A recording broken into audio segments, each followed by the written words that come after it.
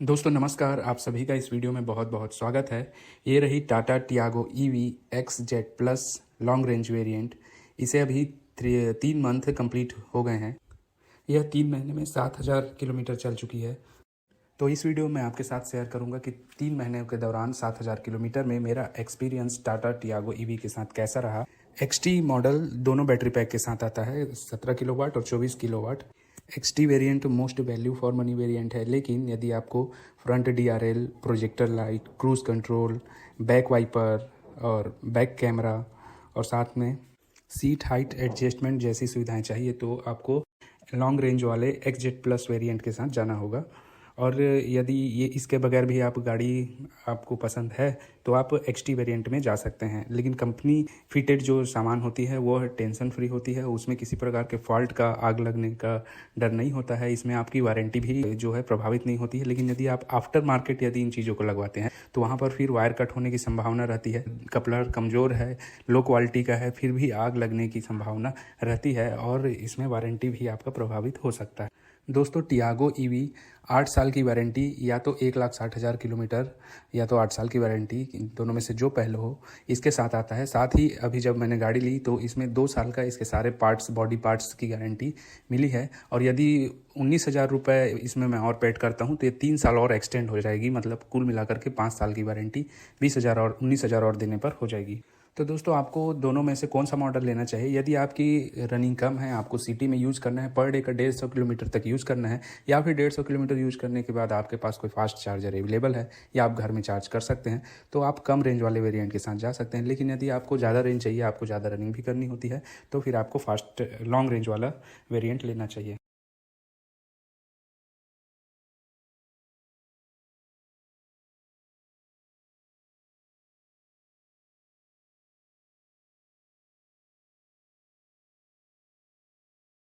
Friends, गाड़ी space काफ़ी है। आप आराम से इसमें पीछे 3 बंदे ही थोड़ा एडजस्ट करके पीछे 3 लोग बैठ सकते हैं सामने।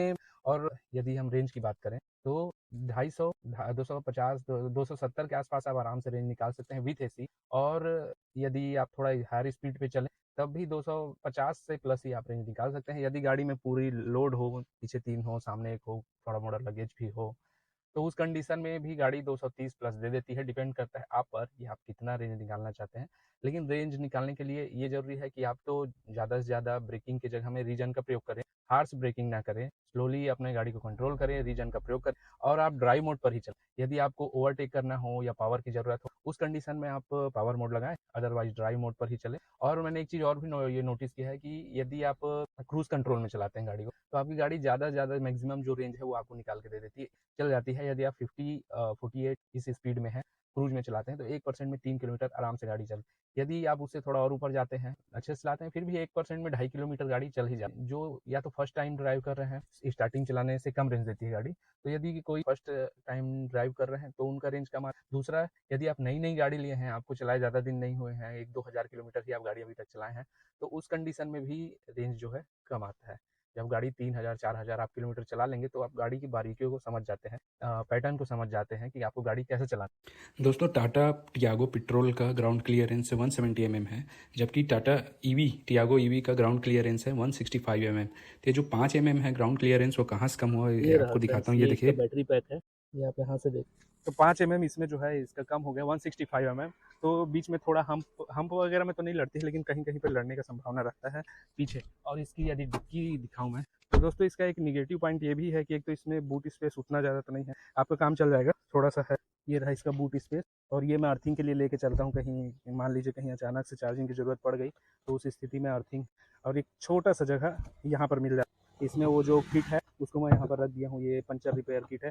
और दोस्तों इसमें स्टेपनी वगैरह कुछ नहीं आती, तो कहीं आप नाइट में सफ़र कर रहे हैं तो कंडीशन में थोड़ा सा डर बना रहता है कि आपकी गाड़ी पंचर हो गई या टायर वायर बस्ट हो गया तो परेशानी हो सकती है। तो वो कंपनी को इसके लिए कुछ जुगाड़ करना, ये है इसमें पार्सल ट्रे भी मिल जाता है। और दोस्तों प्राइस की यदि बात करें, और ये है एक्स जेड प्लस। जब इसको लिए थे तो उस समय ये गाड़ी 12,50,000 में विथ सीट कवर, ये आप देख रहे हैं जो सीट कवर ये कंपनी वाला है, ये जो 7D वाला मैट है, ये दोनों करके 12,50,000 गाड़ी पड़ी। सेकेंडरी कार के तौर पर यूज कर सकते हैं, ऐसा नहीं है। ये रहता है यदि आपको 250 किलोमीटर से ज्यादा जाना तो उस कंडीशन में थोड़ा सा आपको कहीं चार्जिंग की व्यवस्था देखनी पड़ेगी। फ्रेंड्स, इसमें एक ऑप्शन और भी है, यदि आपको मान लीजिए कहीं जंगल में फंसे हैं या पावर सॉकेट वगैरह अवेलेबल नहीं है रास्ते में, तो आप इसको टो करके भी रेंज जो है अपना ले सकते हैं। जैसे मान लीजिए आप 10 किलोमीटर इसको टो करेंगे तो गाड़ी 10% चार्ज हो जाएगी। तो टो करने के बाद आप गाड़ी कम से कम 25 से 30 किलोमीटर और चला सकते हैं। तो इस तरीके से भी इसे रेंज निकाला जा सकता है। तो फ्रेंड्स, अभी गाड़ी की रिसेंटली कल सेकंड सर्विसिंग होकर आई है। तो सेकंड सर्विस में इसमें और उनका इसकी अगली जो सर्विस है वो 7,500 किलोमीटर के बाद होगी। इसमें 2 सर्विस होता है, एक तो 7,500 किलोमीटर के बाद और एक होता है 15,000 किलोमीटर के बाद। जो 3 सर्विस होता है वो फ्री रहता है कंपनी की ओर से।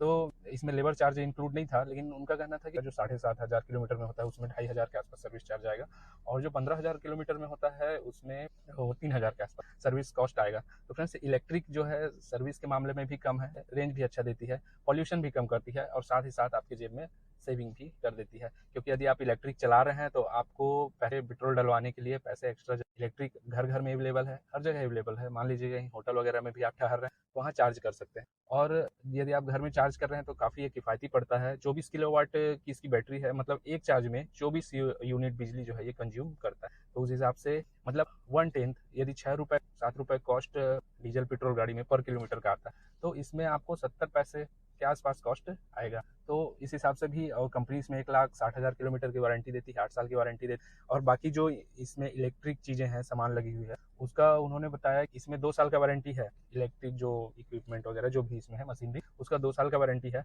और यदि उसको मैं 3 साल और एक्सटेंड करवाता तो मेरे को 19,000 रुपये और देने होते। 5 साल के लिए गारंटी जो है, सारे सामान जो पार्ट्स वगैरह है उनकी, ये आप करवा सकते हैं। 19,000 देके आप उसकी वारंटी को भी इंक्रीज करवा सकते। हम जो सोच के गाड़ी को लिए थे फुली सेटिस्फाइड हैं, इसमें कोई एक्स्ट्रा कॉस्ट देना नहीं है। पर्यावरण भी, एयर पोल्यूशन, नॉइस पोल्यूशन कम हो रहा है, और से अपना जो पर डे का जो कॉस्ट था पेट्रोल डीजल का वो भी कम आ रहा है। हालांकि आपको फास्ट चार्जर वाला वेरिएंट एक्सजेड मॉडल, इसमें एक आता है स्लो चार्जर वाला।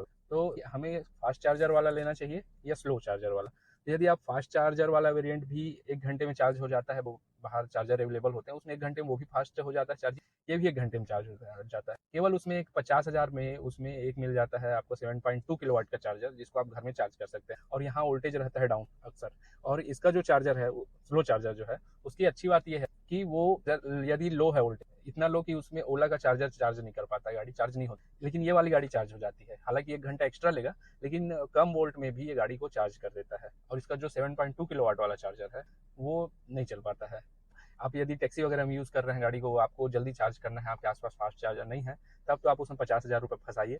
स्लो चार्जर वाला वेरिएंट काफ़ी अच्छा है, और उसमें आपको टाइम भी मिल जाता है। आप नाइट में चार्ज में लगा दीजिए, टाइम देख के, और सुबह अपना चार्ज हटा लीजिए। गाड़ी है, इसकी कुशनिंग काफ़ी अच्छी है, काफ़ी कंफर्टेबल सीट है, ये आप देख सकते हैं, काफ़ी कंफर्टेबल सीट है। इसका साउंड सिस्टम है वो भी हरमन का है, काफ़ी अच्छा है साउंड सिस्टम। इसमें 4 स्पीकर, 4 ट्विटर मिल जाते हैं। एसी काफ़ी अच्छा, टाटा का एसी अच्छा रहता है, एसी काफ़ी अच्छा है, कंफर्टेबल है। बाहर से गाड़ी स्पेसियस नहीं लगती, लेकिन अंदर से काफ़ी स्पेसियस है। दोस्तों, इसमें ये 3 मोड मिल जाते हैं, ये रिवर्स मोड, ड्राइव मोड और स्पोर्ट मोड। स्पोर्ट मोड का आप यूज जो है केवल ओवरटेक के लिए, ये जब आपको पावर की जरूरत है तब कर, बाकी टाइम में ड्राइव मोड में चलाएं। क्योंकि मान आप यदि 60 की स्पीड में चला रहे हैं, 65 या 70 की स्पीड में गाड़ी चला रहे हैं, तो चाहे वो ड्राइव मोड में चलाए, चाहे वो पावर स्पोर्ट मोड में चलाए, मतलब तो एक ही है। तो इससे अच्छा ड्राइव मोड पर ही गाड़ी चलाएं, ताकि रेंज अच्छा दे सके। एक्सजेड मॉडल की पॉजिटिव पॉइंट ये है कि इसमें क्रूज कंट्रोल मिलता है। और क्रूज ऐसा है, इसमें आप एक्टिव कर सकते हैं, यहाँ से क्रूज को आप कम ज़्यादा स्पीड कम ज़्यादा कर सकते हैं, और यहाँ पर क्रूज हटा सकते हैं। वापस से जब आप इसको डालेंगे तो क्रूज जिस स्पीड में था, आपको स्पीड सेट करने की जरूरत नहीं है,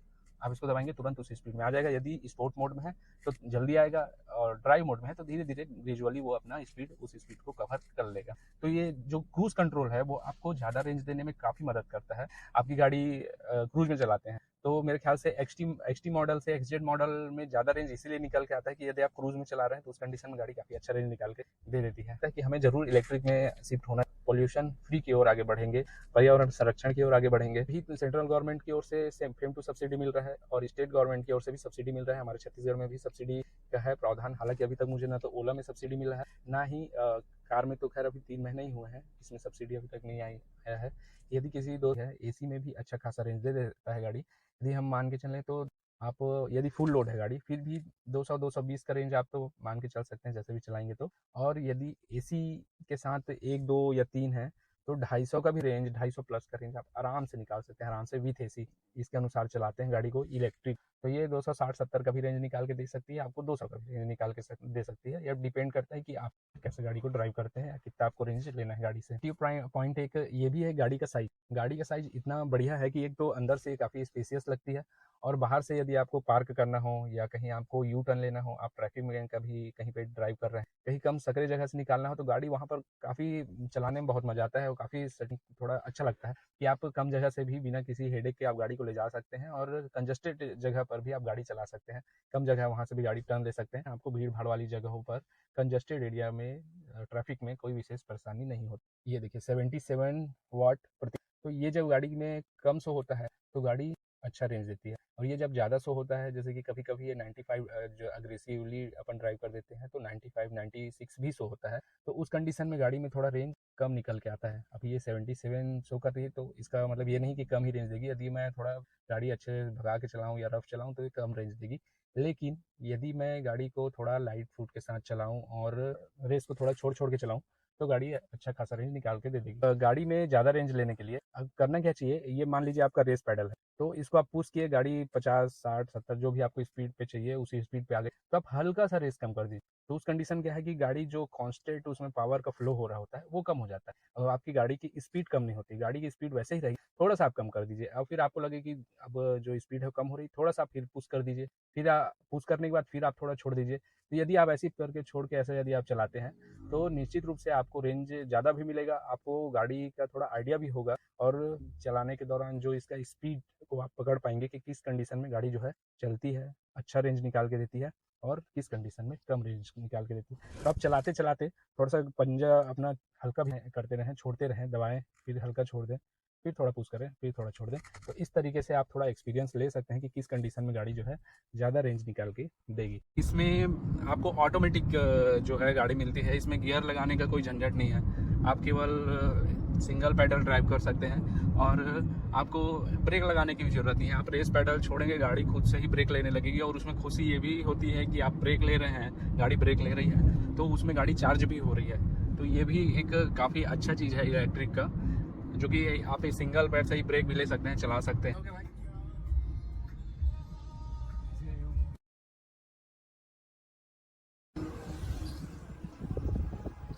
इसमें सीट हाइट एडजस्टमेंट, अब इसका ये जो स्टीयरिंग है वो भी काफ़ी लाइट है, स्टीयरिंग लाइट है, स्टीयरिंग कंट्रोल काफ़ी अच्छा है। और गाड़ी में यदि हम वाइब्रेशन की बात करें तो वाइब्रेशन तो बिल्कुल नहीं है, जो भी वाइब्रेशन है इसमें इसके मतलब जो साउंड है वो एसी का, टायर का और जो हवा है उसका साउंड है। तो जो बलेनो स्विफ्ट वगैरह है थोड़ा सा ये अप साइड हम बैठे हुए हैं, ऐसा लगता है, काफ़ी अंदर घुस के बैठे हैं ऐसा नहीं लगता है। सस्पेंशन काफ़ी अच्छा है यदि आप छोटे का, और काफ़ी स्मूथ है सस्पेंशन, काफ़ी बढ़िया है।